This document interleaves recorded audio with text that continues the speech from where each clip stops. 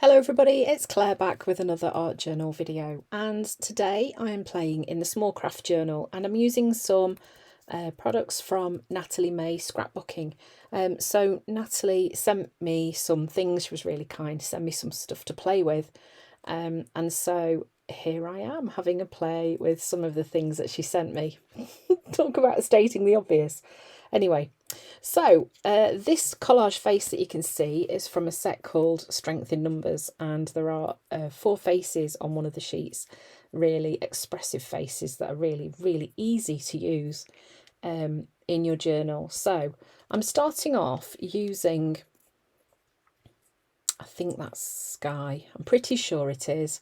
The reason I've chosen this colour is because you can see in the piece of collage paper there is some blue in there, and I kind of wanted the collage paper to be more part of the page when I stuck it down. So I'm looking at what's already on the paper and then trying to match my background as much as I can to that. So I'm using Sky, and then actually I'm looking at it now, I think it might be turquoise, peacock. And then this is a stencil also from Natalie May Scrapbooking. It's a fabulous scripty stencil, and I'm just adding some stenciling onto my background using that, and I'm using the peacock again, so sticking with the same colours that I've already started with. And then I'm going to be sticking this face down onto my page.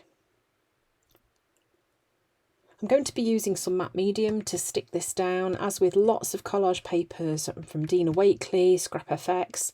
You have to be careful not to overwork them once you stick them down, but more often than not you can get them to completely sort of disappear into the page, so the white bits will kind of melt into your page really, leaving the image behind.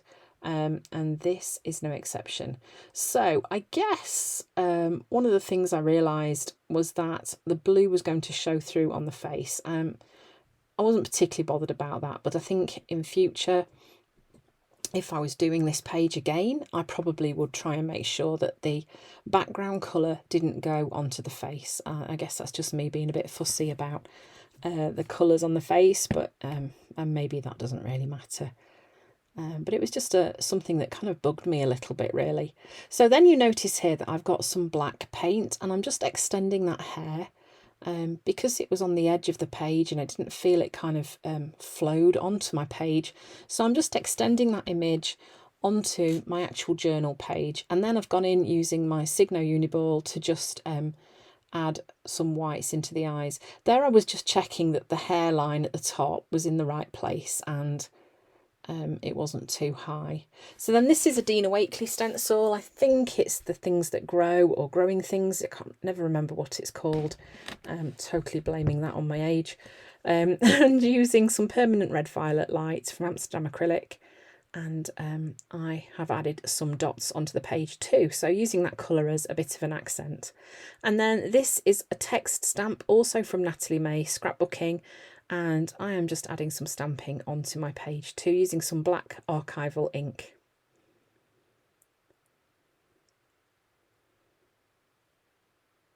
And then I'm going in using a Posca pen and adding some of my signature dots to the page too, just kind of helping the image feel more part of the page. And I don't know, like I've said so many times, it's just something that I like to do.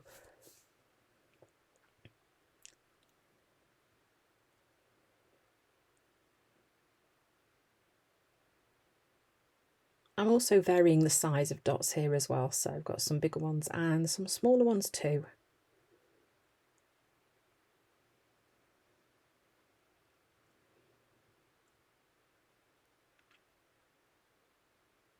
And here I'm just using a smaller Posca pen and going in with some really tiny dots.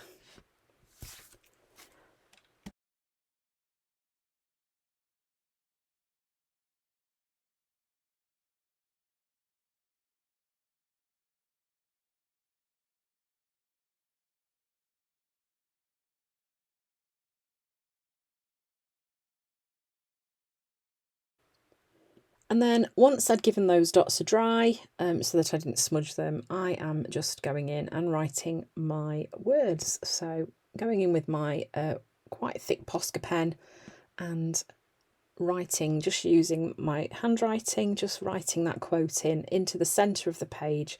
The reason I've put it there is just so that the page felt quite balanced, and really the page was just crying out for some sort of text or quote there really. And then I'm using some white paint and my tiny splatter brush and just adding some final splatters onto the edges of the page too.